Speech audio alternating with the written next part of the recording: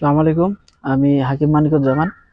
আজকে আমি আপনাদেরকে এমন একটা গাছ দেখাবো যেটা আমাদের বাড়ির আশেপাশে ঝোপঝাড়ে মানে বাড়ির আনাচে কানাচে হয় এবং খুবই গুরুত্বপূর্ণ। আমরা হয়তো জানি না, অনেকেই চিনে থাকি। এই গাছটা দারুণ একটা গাছ। এটা এটা অনেকেই এই গাছটাকে বলে পিপুলি শাক, পিপুলি গাছ। এটা এটার ফল হচ্ছে পিপুল ফল। এটা অনেকটা এটার সিনোমি মানে দেখতে পান পাতার মতো, একদম পান পাতা, কিন্তু পান পাতা না। এটারই প্রজাতি হবে। আবার চুই ঝাল, অনেকে চুই ঝাল চিনেন, যারা চুই ঝাল খান, খুলনার বিখ্যাত চুই ঝাল, সেই চুই ঝাল গাছের মতোই দেখতে, কিন্তু এর প্রজাতি আর কি। তো এটারও একটা বিশেষ প্রজাতি আছে।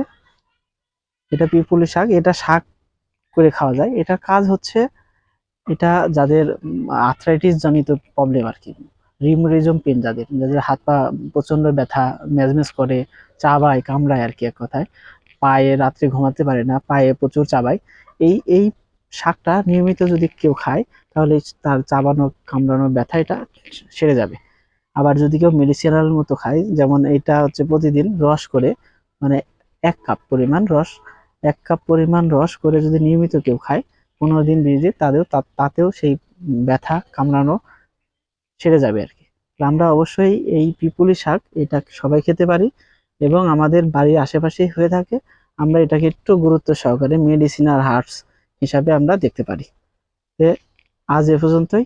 আবারও আরেকটা গাছ নিয়ে কথা হবে ইনশাল্লাহ। সবাই ভালো থাকবেন। আসসালামু আলাইকুম।